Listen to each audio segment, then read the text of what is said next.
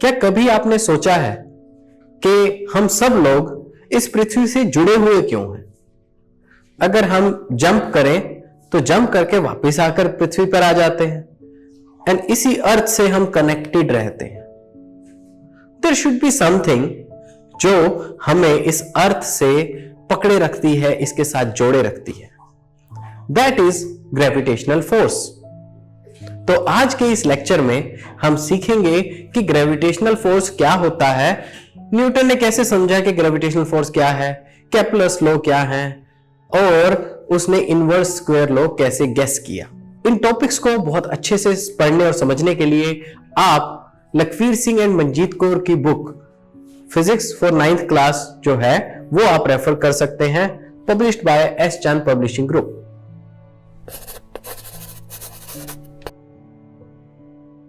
Now let's start with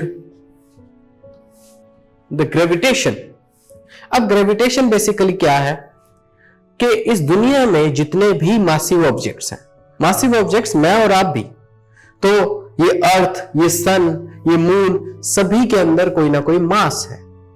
ये सब massive objects एक दूसरे की तरफ खींचते हैं। तो ये जो फोर्स है, जिस मास की वजह से ये एक दूसरे को खींच रहे हैं, उस फोर्स को हम कहते हैं gravitation. So let's have a look on it's definition कि ये हमारे पास है। तो ये हमारे पास ये डेफिनेशन बनती है कि overall in the previous chapter हमने देखा कि भी फोर्स क्या है और वो कैसे वर्क करती है, and that is force is necessary to produce motion in a body. And अब क्या है, अगर मैं बात कर रहा हूं कि जैसे किसी स्टोन को अगर एक पहाड़ से फेंक दिया जाए तो वो क्या होगा, अर्थ पे आकर गिर जाएगा। तो क्यों, कौन सी फोर्स ऐसी है जो उसे खींच रही है? तो वो फोर्स है आपकी फोर्स ऑफ ग्रेविटी। अब ग्रेविटी और ग्रेविटेशन में फर्क क्या है? कोई भी मासिव ऑब्जेक्ट्स जो हैं उनके बीच में जो फोर्स है वो हम उसे ग्रेविटेशन कहते हैं। लेकिन जब हम उसको अर्थ के रेफरेंस में लेते हैं कि अर्थ के रिस्पेक्ट में अगर वो फोर्स हम स्टडी कर रहे हैं, तो उस टाइम हम उसका नाम देते हैं ग्रेविटी। एक बहुत ही फेमस एग्जांपल जो न्यूटन के सामने आया था, सो दैट वाज कि एक एप्पल अगर यहां अपनी ब्रांच से टूटा है तो वो नीचे गिरेगा, अर्थ की तरफ आएगा। सिमिलरली पानी की जो बूंदें हैं वो अर्थ की तरफ आ रही हैं, एंड जो पानी है वो खुद भी पहाड़ों से समंदर की तरफ ऊपर से नीचे की तरफ बह रहा है। क्यों? क्योंकि अर्थ का ग्रेविटेशन उसे अपनी तरफ खींच रहा है। तो ये सब फिनोमिना है जो हम डेली लाइफ में देखते हैं और उनसे समझ सकते हैं कि ग्रेविटेशन जो है वो हमारे पास क्या है। एंड इसकी अगर डेफिनेशन के तौर पे देखें, so earth attracts pulls all the objects towards its center. The force with which the earth pulls the objects towards its center is called gravitational force of earth or gravity of earth. So in case of earth इसे हम gravity कहते हैं, बाकी किसी भी reference में हम उसे gravitation कहते हैं। Now let's move forward। तो हम यहां देखते हैं कि जो gravitational हमारे पास force है, so let's look at it। तो ये जो हम जनरली पिक्चर्स देख रहे हैं कि हमारे आसपास जो फोर्स है, सो द ग्रेविटेशनल फोर्स और the gravity is responsible for holding atmosphere above the earth. ये जो गैसेस हमारे आसपास हैं ये भी अर्थ के ग्रेविटेशन से ही पकड़ में हैं, अदरवाइज ये गैसेस बाहर चली जाती। एंड जो पानी है वो पहाड़ों से ऊपर से नीचे की तरफ आता है, ये भी सब ग्रेविटी की वजह से होता है। तो ये हमने एक वाइडर एस्पेक्ट में पता किया कि ओवरऑल जो हमारे पास ग्रेविटी है वो कैसे वर्क कर रही है, ग्रेविटेशनल फोर्स जो है वो कैसे वर्क कर रही है। नाउ हम बात करते हैं कि जो यूनिवर्सल लॉ ऑफ ग्रेविटेशन है, कि ये फोर्स, क्योंकि हमने पहले न्यूटन्स लॉज में पढ़ा था, वैसे ही हम यहां देख सकते हैं कि ये जो हमारे पास लॉ ऑफ ग्रेविटेशन है, ये इसका फॉर्मुलेशन क्या रहेगा। तो एक चीज हमने जनरली नोटिस की है इसके अंदर कि अगर किसी ऑब्जेक्ट में मास ज्यादा है तो उसके मास की वजह से जो अट्रैक्शन फोर्स है वो भी ज्यादा है। जैसे फॉर एग्जांपल अगर आपको 1 किलो का भार इसको उठाना है और एक आपको 10 किलो का भार उठाना है, तो आपको किसमें ज्यादा जोर लगाना पड़ेगा? एक तरफ है अर्थ जो उसे नीचे की तरफ खींच रही है, एक तरफ है आपकी फोर्स जो उसे ऊपर उठाना चाहती है। अगर हम 1 किलोग्राम जो आपके पास मटेरियल है जिसका मास 1 किलोग्राम है उसको उठाना चाहे तो उसको जो हमारी अर्थ है वो कम खींच रही है, लेकिन उसी की जगह अगर 10 किलो वाले सामान को अगर हम उठाना चाहें उसको अर्थ ज्यादा खींच रही है।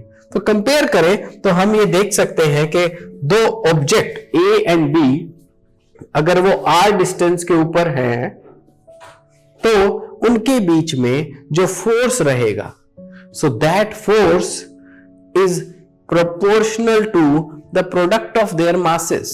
मतलब अगर ये मास ज्यादा हैवी है तो उस केस में भी ग्रेविटेशन फोर्स बढ़ेगा, अगर दूसरा मास ज्यादा हैवी है उस केस में भी ग्रेविटेशन फोर्स बढ़ेगा। तो किसी भी तरफ का मास अगर हम बढ़ाएंगे तो ओवरऑल ग्रेविटेशन फोर्स उतना ही बढ़ जाएगा। सो ओवरऑल ये जो फोर्स है that is proportional to m1 into m2, जो भी हमारे दो ऑब्जेक्ट हैं जिनका मास है m1 एंड m2, इनके प्रोडक्ट पे डिपेंड करता है कि दोनों के बीच में फोर्स ऑफ अट्रैक्शन कितना होगा। तो एज एन एग्जांपल अगर मैं आपको बताऊं कि अगर हम मून पे चले जाएं तो हमारा जो मास है, ठीक है, मास हमारा वही रहता है बट वेट जो है जिस फोर्स से ये जो अर्थ है हमें खींच रही है, मून हमें उससे 1/6 फोर्स से खींचता है।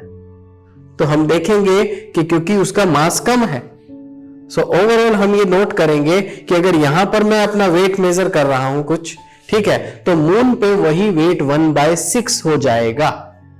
हम देख सकते हैं कि जो ऑब्जेक्ट है उसके मास पर भी डिपेंड कर रहा है कि ओवरऑल फोर्स ऑफ अट्रैक्शन आपके लिए यहां ग्रेविटेशन के अंदर क्या है। So this justifies this concept कि आपका फोर्स जो है वो मास के प्रोडक्ट पे डिपेंडेंट। नेक्स्ट थिंग इज कि जो हमारे पास ग्रेविटेशन फोर्स है ये स्क्वायर, इनवर्स ऑफ स्क्वायर के पे भी डिपेंड करता है। तो अगर ये जो मासेस हैं ये आपस में r डिस्टेंस पर हैं, then this force is proportional to 1/r²। तो अगर एक चीज हमने फाइंड आउट की कि this force is proportional to product of their masses, एक हमने ऑब्जर्व की कि force is proportional to 1/r², and collectively we can see that this force is proportional to the product of masses divide by r²। As usual जैसे कि हमने पिछले फॉर्मूले में किया था कि ये तो हमें प्रोपोर्शनैलिटी का पता चला, तो इस प्रोपोर्शनैलिटी को खत्म करने के लिए हम यहां पर एक कांस्टेंट इंट्रोड्यूस करेंगे, which constant is g। This quantity capital G is our gravitational constant. तो this force overall becomes equal to g m1 m2 by r²। This G is universal gravitational constant। इसे हम universal gravitational constant क्यों कहते हैं? क्योंकि पूरे universe में इसकी वैल्यू सेम रहती है।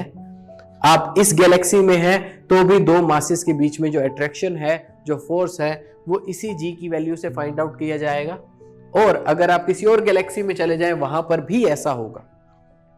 सो इन दिस वे ये आपके लिए वर्क करता है। नाउ हमने जो फोर्स के लिए F = ma लिया था, तब तो फिजिक्स की इंट्रोडक्शन थी, तब हम फोर्स को किसी भी क्वांटिटी को 1 न्यूटन दे सकते थे, तो हमने कांस्टेंट को 1 ले लिया था।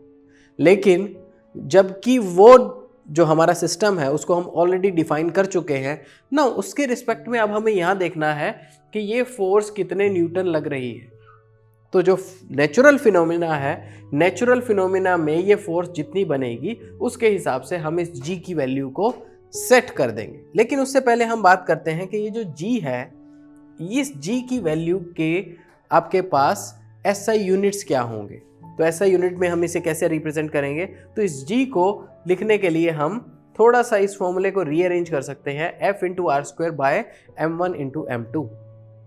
SI यूनिट्स में जो आपके पास R है, that R is in metres, and m1 m2 जो है वो आपके पास किलोग्राम में होता है।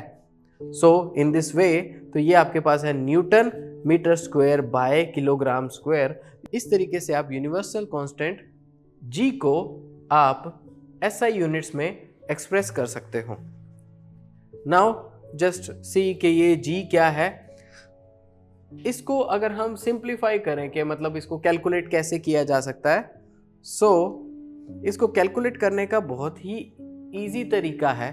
क्या तरीका है कि हमारे पास ये जो फॉर्मूला है, अगर हम मास 1 इसको हम वैल्यू 1 किलोग्राम ले लें, मास 2 इसको भी 1 किलोग्राम ले लें, एंड दिस R इसको हम 1 मीटर डिस्टेंस पे दोनों को अगर हम प्लेस कर दें, तो दोनों के बीच में जो फोर्स ऑफ अट्रैक्शन होगी, so that will be equal to your gravitational constant.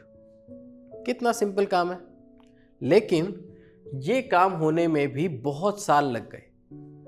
And Newton की थ्योरी के आने के बहुत साल बाद कैवेंडिश ने, जो कि ये कैवेंडिश का मेथड है जिसके थ्रू उसने ये फाइंड आउट किया कि ये फोर्स कितना है, जस्ट बिकॉज ये फोर्स जो है ये बहुत ज़्यादा कम, एक बहुत छोटी फोर्स है। जब हम उसको 1 किलोग्राम और 1 किलोग्राम के मासेस पे देख रहे हैं, दैट्स वाई इसको बहुत टाइम लगा कैलकुलेट होने में। तो ये कैवेंडिश ने एक टॉर्जनल पेंडुलम का यूज़ किया जिसमें दो मासेस के साथ लगाए, और वो कितना रोटेट किया और कितने फोर्स से वो उसको अट्रैक्ट कर रहा था, उसको मेज़र करके उन्होंने फाइंड आउट किया कि इस जी की वैल्यू क्या होगी। And he found that this value of G is 6.67 into 10 to the power minus 11 Newton meter square per kilogram square. So you can imagine कि ये कितनी small force है। 6.67 into 10 to the power minus 11 Newton. जब आपके पास masses 1 kilogram हो और उनके बीच में डिस्टेंस जो है वो 1 मीटर हो, तो इस तरीके से हमारे पास ये फॉर्मूला कंप्लीट होता है, जिससे हम, अगर हमारे पास दो ऑब्जेक्ट के मासेस हैं, दोनों के बीच का डिस्टेंस है और ये जी की वैल्यू दिस है, तो इससे हम ग्रेविटेशनल फोर्स, उनके मास की वजह से वो कितना एक दूसरे को अट्रैक्ट कर रहे हैं, ये हम फाइंड आउट कर सकते हैं। सो इस तरीके से हमने कंप्लीट किया कि ग्रेविटेशन फर्स्ट क्या है और उसके बाद ग्रेविटेशन का फॉर्मूला आगे कैसे वर्क करता है। नाउ क्या ये ग्रेविटेशन की जो खोज थी, क्या वो सिर्फ न्यूटन ने की, या न्यूटन से पहले भी कोई था जो ये सब कुछ जानता था कि ये सब चीज़ें बनाई जा सकती हैं, या ये सब तरह का प्लैनेटरी मोशन ये क्यों हो रहा है, उसको किसी ने एक्सप्लेन किया था? ये सब जानेंगे हम एक छोटे से ब्रेक के बाद।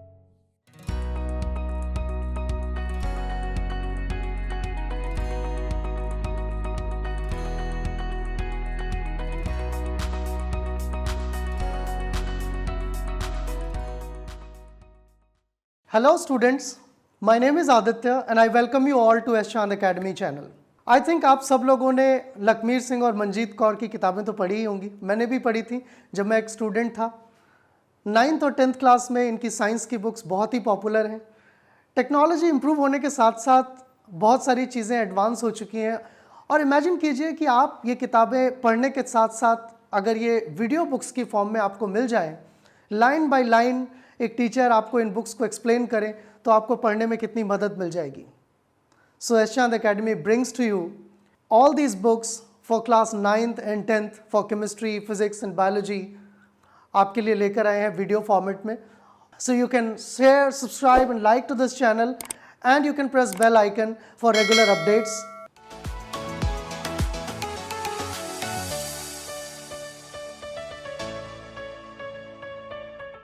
Welcome back to S Chand Academy. Break पर जाने से पहले हमने डिस्कस किया था कि ग्रेविटेशन कैसे वर्क करता है, एंड उससे रिलेटेड जो फॉर्मूला है जिसके थ्रू हम bye knowing there masses and also bye knowing the distance between the objects हम फाइंड आउट कर सकते हैं कि दोनों में ग्रेविटेशन फोर्स क्या है, वो हमने डिस्कस किया था। इसके बाद जो हमने कांस्टेंट की वैल्यू थी जिससे हम फाइनली फोर्स की वैल्यू तक पहुंच पाएं, वो भी हमने फाइंड आउट किया था, जो कि कैवेंडिश के एक्सपेरिमेंट के थ्रू फाइंड आउट हुआ।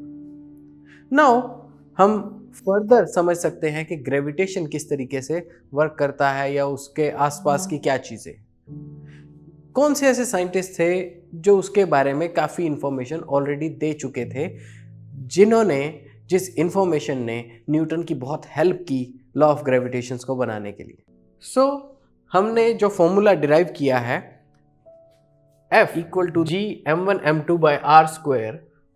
So that formula is here we can see, and हमने देखा है कि ओके अगर हम masses को 1 किलोग्राम सेट कर देते हैं and the distance between them is 1 meter, in that case that force is equal to the value of G, जो G की वैल्यू हमें फाइंड आउट करनी थी। तो हमने देखा कि this value of G and we can say this value of force in this case is 6.67 into 10 to the power minus 11 Newton, which is very very small. So this is the main reason कि अगर आप देखो कि मास आप मुझ में भी है, आप में भी है, या यहाँ के सारे सेटअप में है, इस बिल्डिंग में है, तो मेरा मास इस बिल्डिंग को क्यों नहीं अट्रैक्ट कर रहा, या मैं इस बिल्डिंग की तरफ अट्रैक्ट क्यों नहीं हो रहा, या कोई दो लोग बैठे हैं वो आपस में एक दूसरे की तरफ अट्रैक्ट क्यों नहीं हो रहे। सो द रीज़न इज के वो भी आपस में अट्रैक्ट हो रहे हैं, लेकिन उनकी फोर्स ऑफ अट्रैक्शन इतनी कम है 10 to the power minus 11 newton इस ऑर्डर में जाके, ठीक है, कि उसका ओवरऑल आपके ऊपर कोई फ़र्क नहीं पड़ता है, या आप कह सकते हैं कि आपका इनर्शिया या फ्रिक्शन ही इतना ज़्यादा है कि इतना फोर्स उसको कुछ भी उसका बिगाड़ नहीं पा रहा है।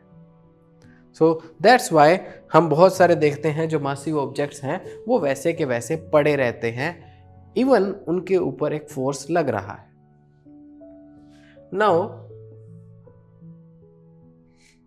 हम एक सैम्पल प्रॉब्लम यहाँ पर देख सकते हैं कि जिसके अंदर हमें फोर्स ऑफ ग्रेविटेशन को कैलकुलेट करना है। तो calculate the gravitation force of earth due to a ball of 1 kilogram mass lying on the ground. अब होता क्या है कि अगर दो मासिव ऑब्जेक्ट्स जो हैं, जैसे कि इस ग्राउंड के ऊपर एक बॉल पड़ी है, तो क्योंकि वो उसके साथ टच में है, लेकिन हम उनके बीच में, दो ऑब्जेक्ट्स के बीच में डिस्टेंस क्या लेंगे? In that case we will find the distance between their centres. तो ये जो डिस्टेंस होगा उसे हम मेजर करेंगे और उसे हम डिस्टेंस बिटवीन द ऑब्जेक्ट्स के तौर पे कंसीडर करेंगे। Now come back to this again. तो इसमें आपके पास क्या है? मास दिया हुआ है अर्थ का, रेडियस दिया हुआ है अर्थ का, एंड जी की हमारे पास वैल्यू है। सो सिंप्लीफाइड वे में अगर हम इस न्यूमेरिकल को देखें, so this is a very easy numerical. Just in the formula आपके पास m1 m2 की वैल्यू है, g की वैल्यू है और r की वैल्यू है। इन सब को पुट करके आपके पास ये वैल्यू आ जाती है, which is the force is 9.8 Newton. So 9.8 Newton का फोर्स लग रहा है इस पूरी अर्थ की वजह से एक 1 किलोग्राम के बॉल के ऊपर। Now let's move to the next thing कि ये जो हमारे पास न्यूटन लॉज हैं, वो मैंने अभी आपको थोड़े टाइम पहले बताया कि जिस भी प्लैनेट का मास या जिस भी कैलेस्टियल ऑब्जेक्ट का आपके पास जो मास है वो ज़्यादा होगा, उसके रिस्पेक्ट में आपके पास ग्रेविटेशन फोर्स भी ज़्यादा होगी। आप अर्थ पे हो, अगर आप यही मून पर चले जाते हो, तो यही आपके ऊपर जो फोर्स एक्ट कर रही है जिससे आपका वेट बनता है वो 1/6 हो जाएगा।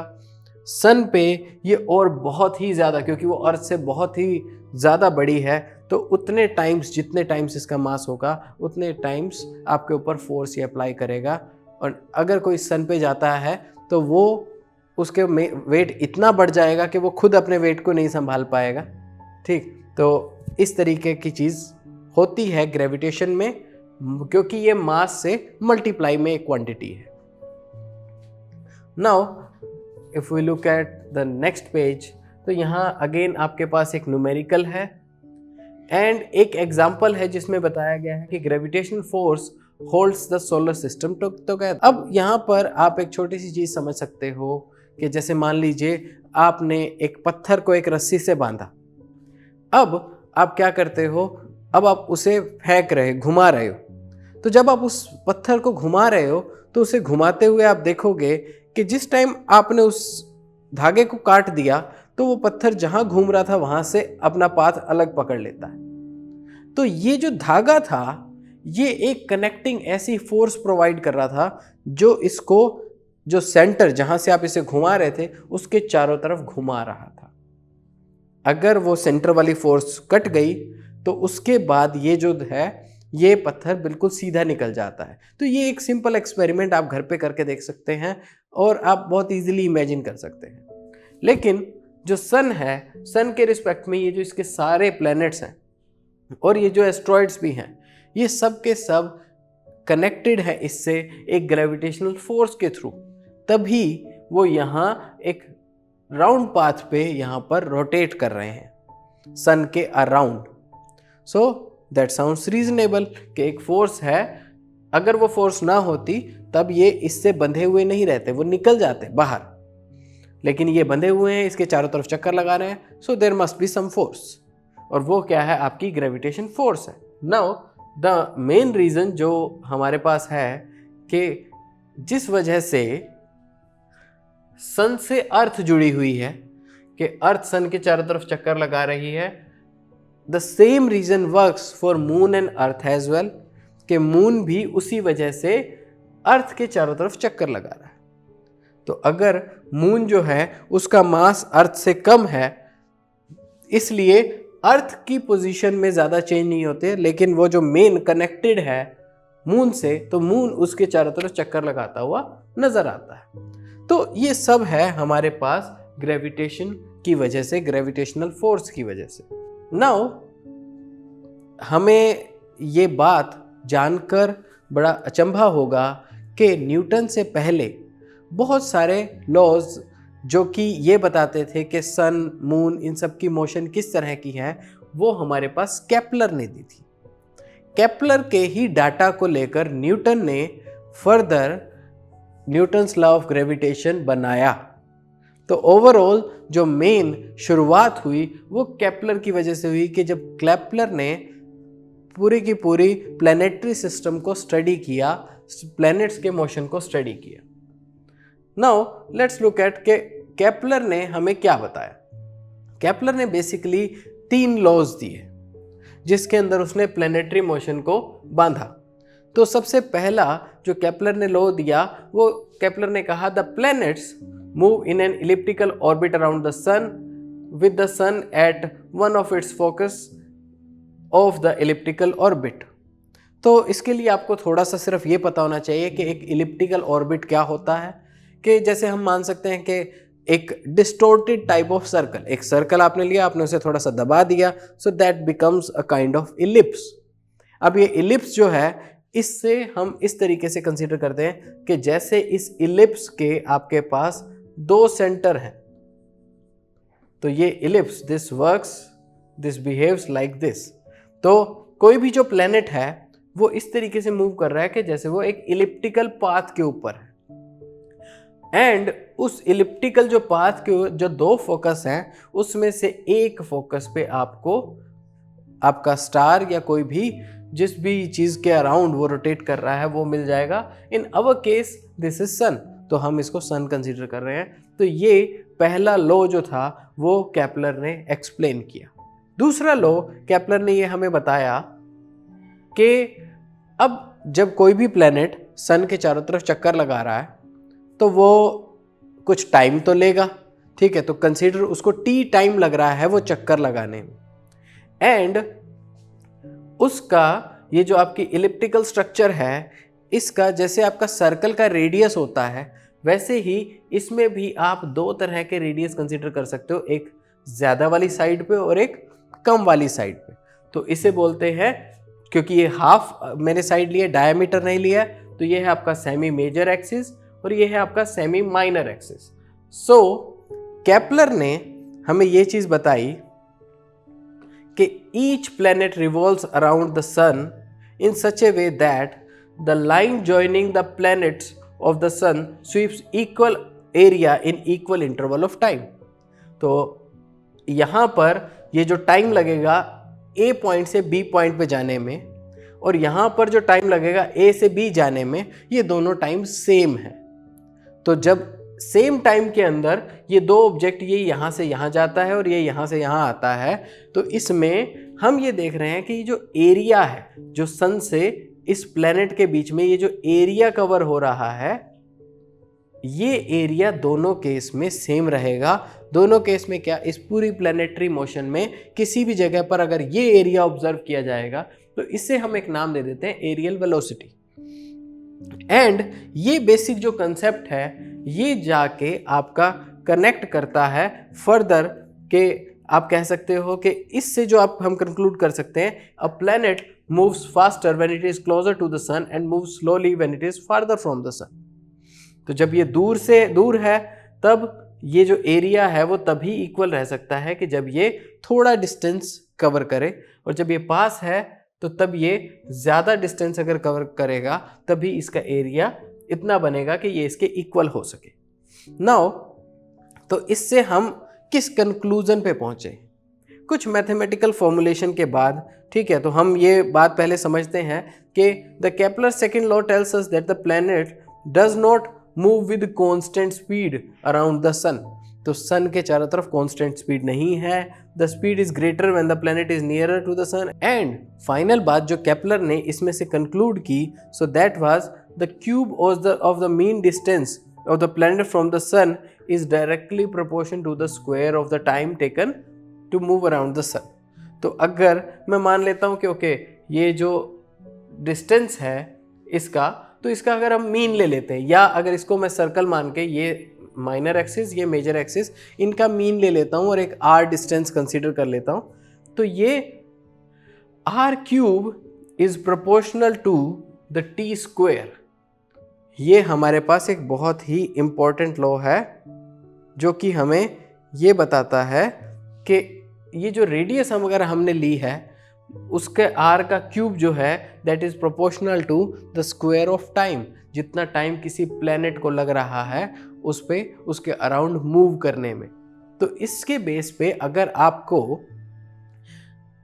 हमारे सोलर सिस्टम में एक भी प्लैनेट की रेडियस पता है और उसका डिस्टेंस फ्रॉम द सन पता है और उसका टाइम पता है कि कितने टाइम में वो आपका सन के चारों तरफ चक्कर लगा रहा है, then you are capable enough कि आप ये फाइंड आउट कर सको कि अदर प्लैनेट्स के केस में जो कि किसी और डिस्टेंस पे हैं तो उनका टाइम क्या होगा।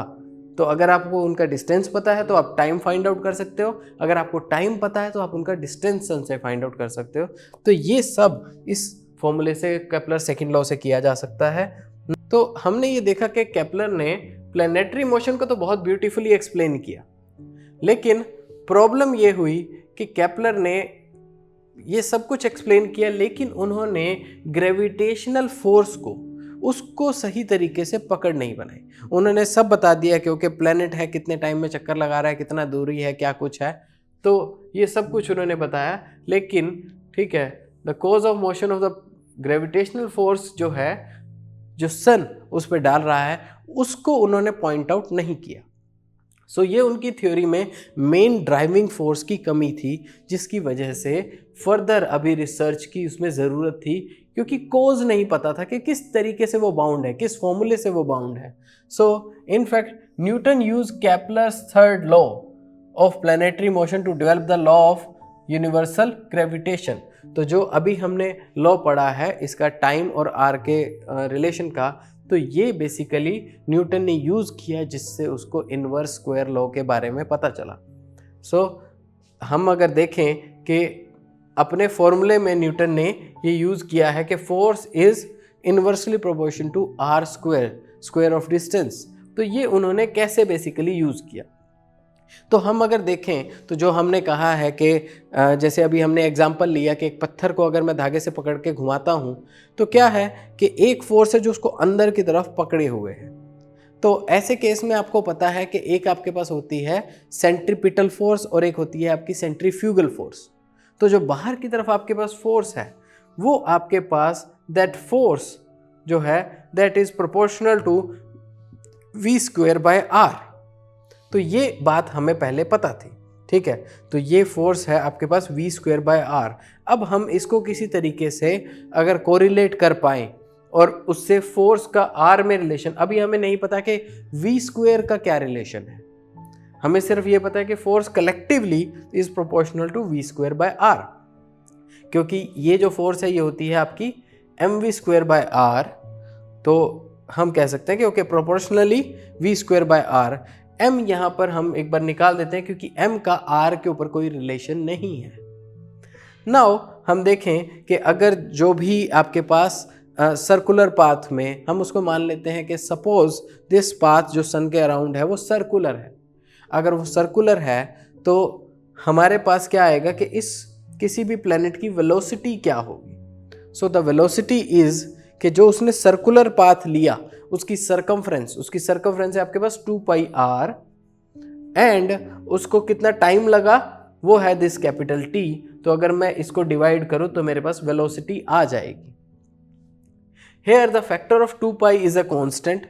तो अब जब कांस्टेंट है तो हम उसको फिर हटा सकते हैं। तो हम यहाँ पे लिख सकते हैं this v is proportional to this r by capital T। So this small r जो कि डिस्टेंस है ऑब्जेक्ट्स के बीच में एंड कैपिटल T जो है वो आपके पास टाइम है। नाउ तो जब हमारे पास ये प्रोपोर्शनैलिटी आ गया, अब हम कह सकते हैं सिमिलरली जब v proportional to r by t है तो v स्क्वायर होगा proportional to r square by t square. तो ये हमारे पास यस होना चाहिए, बिल्कुल ठीक है, ये होना चाहिए। अब हमने क्या किया, ये जो टी स्क्वायर क्वांटिटी है, टी स्क्वायर क्वांटिटी को हमें पता है कि हम इसको r क्यूब के टर्म में रिप्रेजेंट कर सकते हैं। सो अगर हम इसे टी स्क्वायर को r क्यूब के टर्म में रिप्रेजेंट करेंगे तो यहाँ हमारे पास जो v स्क्वायर है, तो इसको हमने थोड़ा सा रीअरेंज करके रख दिया कि r स्क्वायर को हमने r से मल्टीप्लाई और डिवाइड कर दिया, तो here it becomes r cube और ये बन जाएगा आपके पास 1/r। तो आपको थर्ड लॉ ऑफ केपलर से ये पता है कि r cube by T square is a constant. तो अगर किसी केस में ये कॉन्स्टेंट है तो आपको पता चल गया कि v square is proportional to 1/r only. So when v square is proportional to 1/r and आप पहले से जो फॉर्मूला देखते आए हैं जिसके अंदर आपके पास क्या था, f is proportional to v square by r, तो उस v स्क्वायर की प्रोपोर्शनैलिटी यहां पुट करने के बाद आपको पता चलेगा कि this force f is proportional to 1/r square। So this was the main thing जिससे न्यूटन को पता चला कि जो हमारा रिलेशन है m1 m2 by r square क्यों आएगा। तो वहाँ फोर्स के बारे में r स्क्वायर का जो कंसेप्ट है वो न्यूटन ने केपलर की थ्योरी से ही डिराइव किया। इसके अलावा केपलर का जो भी डेटा था वो सब रिसर्च उसकी बहुत काम आई न्यूटन को अपनी रिसर्च को जस्टिफाई करने के लिए।